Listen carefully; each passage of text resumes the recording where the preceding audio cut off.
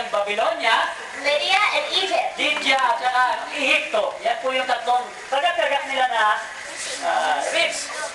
Then the Bible says a third power At sinabi po ng Biblia, mayroong pangatlong kaharian would arise, a leopard. na babangon na isang leopardo. A leopard is fast, Ang leopardo po ay napakabilis. but if you put wings on your leopard, Pero pag binagyan mo pa ng pakpak yung mga leopardo, then he goes really fast. napakabilis po talaga. This is describing the rapid conquest. Ito po ay inilalarawan ng bilis ng pagsakop. Daniel 7 verse 6 says, Ang sabi po sa Daniel 7:6, after this I looked, pagkatapos nito'y tumingin ako, and there was another, at narito ang iba, like a leopard, gaya ng leopardo, which had on its back 4 wings na mayroon sa likod niyo na apat na pakpak ng ibon. of a bird. Ng ibon.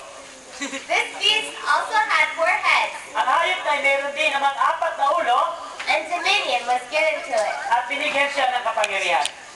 What nation overthrew Medo-Persia? Ano pong bansa ang tumalo sa Medes at sa Persia? Greece did. Ang Grego, ang Gresya, siya po ang tumalo. And the Greek general At yung general na Gresya was Alexander the ay Great. si Alexander the Great o si Alejandro Dakila. Alexander was famous Si Alexander the Great po ay isang napakatanyag for his rapid conquest. na sa kanyang pagbilis ng pagsako.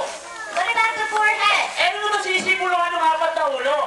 When Alexander died at 33 years of Nang age, makatay po si Alexander the Great sa edad na 33 anyos, the kingdom was split ang kanya po kaharian ay nahati sa apat. between the 4 generals, Sa kanyang apat na general. the Ptolemy, Si Ptolemy, Lysimachus, si Lysimachus, Seleucus, si Seleucus, and Cassander. at saka si Cassander. Yan po yung apat na general na kinakatawanan ng apat na ulo ng leopardo. So these beasts, Yan po mga hayop na iyan. the lion of Babylon, Ang liyon po yung Babylonia, the bear of Medo-Persia, ang oso ay ang Medes at ang Persia, and the leopard of Greece ang leopardo ay ang Gresya, clearly correspond with the metals on the image. kinakatawanan din yung kaparehas dun sa larawang metal Found in Daniel 2. na matatagpuan po natin sa Daniel Kapitulo 2. Greece ruled from 331 Ang Gresya po ay nag-ari ng 331 to 168 BC. hanggang 168 BC. The Bible described the 4th power Pero po may ilalarawan ang banal na kasulatan ay kaapat na kaharian. and Daniel 7:7 says, Sa Daniel 7:7 ito po ang banggit. after this I saw in the night vision, Pagkatapos nito ay may nakita akong pakitain sa gabi and behold, a 4th beast, at narito ang ikaapat na hayop. dreadful and terrible Nakila, kilabot at makapangyarihan and exceedingly strong. at totoong malakas. It had huge iron teeth. At may malaking mga ngiping bakal It was devouring and breaking in pieces na nanakal at lumuluray and trampling the residue with its feet. at niyuyurakan ang kanyang mga paang nalabi. It was different from all the beasts At that ay were sa lahat before ng it. hayop na nauna sa kanya And it had 10 horns. at siya may 10 sungay. The 4th was a great and terrible beast. Ay kaapat pong hayop ay isang nakakatakot na halimaw. It had iron teeth and claws Meron po itong bakal na ngipin at bakal na mga kuko.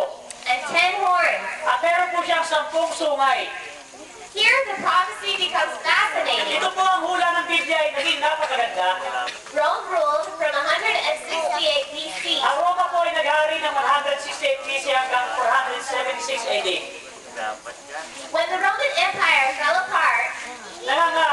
Ang imperyo ng Roma ay bumuho.